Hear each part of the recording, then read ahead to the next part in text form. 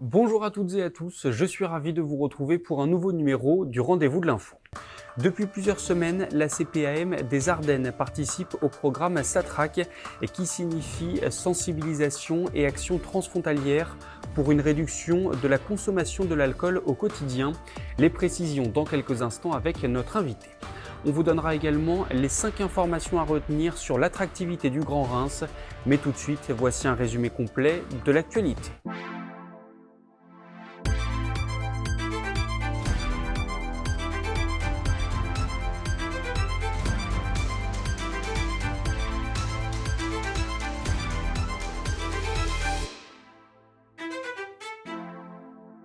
À quelques jours du second tour de l'élection présidentielle, un rassemblement contre les idées et les valeurs de l'extrême droite s'est tenu ce mercredi après-midi à Reims.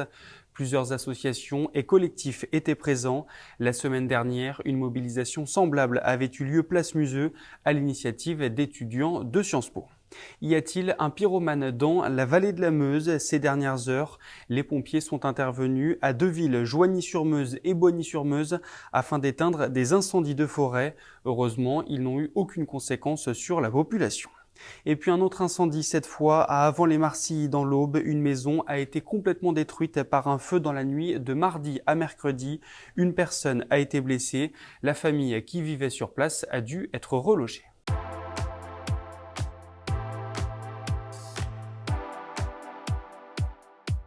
Depuis plusieurs semaines, une campagne de sensibilisation contre l'alcoolisme au quotidien est diffusée dans les Ardennes. On en parle aujourd'hui avec Danielle Cross, responsable administrative du Centre d'examen de santé de la CPAM.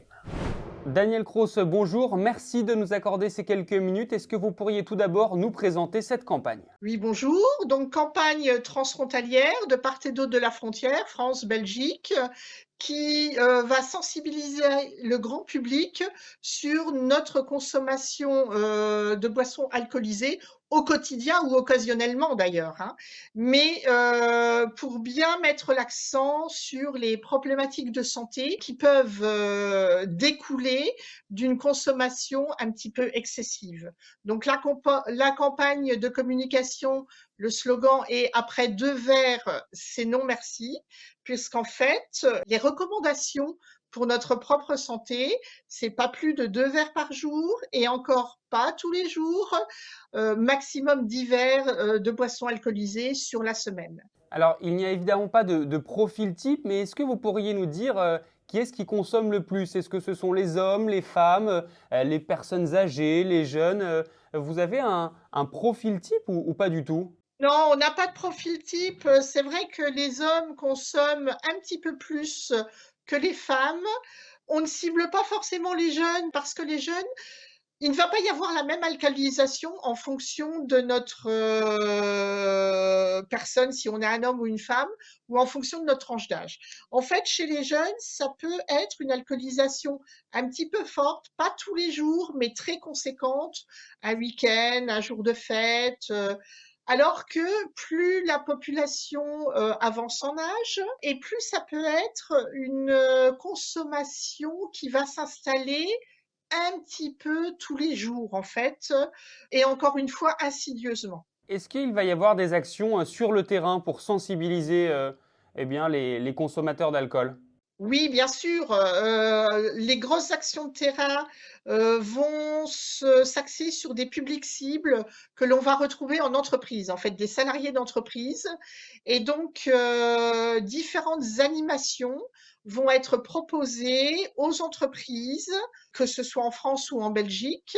Donc, ça peut être pendant les moments de pause, à la cafétéria pendant les moments de repas, ou ça peut être carrément une entreprise qui nous dit, ben voilà, je bloque le fonctionnement de mon entreprise pendant une journée parce que je mets en place une journée santé-sécurité.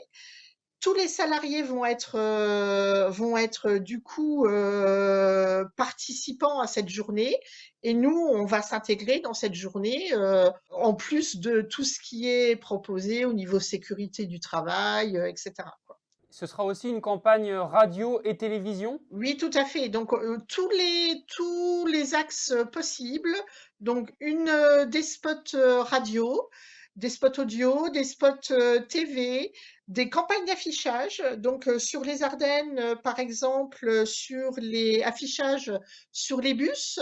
Et puis, tous les partenaires qui souhaiteraient bénéficier de ce spot TV ou vidéo et de ces outils d'affichage mis à leur disposition. L'idée, c'est vraiment pas du tout de culpabiliser la personne sur sa propre consommation de boissons alcoolisées, mais c'est vraiment de faire réfléchir tout le monde sur ses habitudes avec ces boissons alcoolisées, même si ces habitudes ne sont pas quotidiennes, même si c'est du ponctuel. Dernière question, Daniel Cross, pour vraiment marquer le coup, on va dire, et que nos téléspectateurs se rendent compte.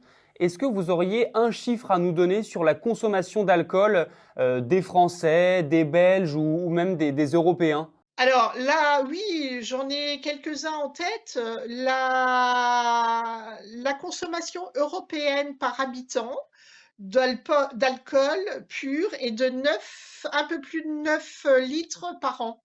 En France, on est à un peu plus de 12 litres. Mais on est vraiment, la France et la Belgique, les recordman, je dirais, de consommation d'alcool. Il y a donc beaucoup de travail. Oui, il y a beaucoup de travail et c'est donc important que chacun puisse s'interroger, voilà, et sur ses propres habitudes, encore une fois. Durée du séjour, lieu visité ou encore provenance des touristes, la rédaction de l'Union s'est penchée sur l'attractivité du Grand Reims. Voici les 5 informations à retenir.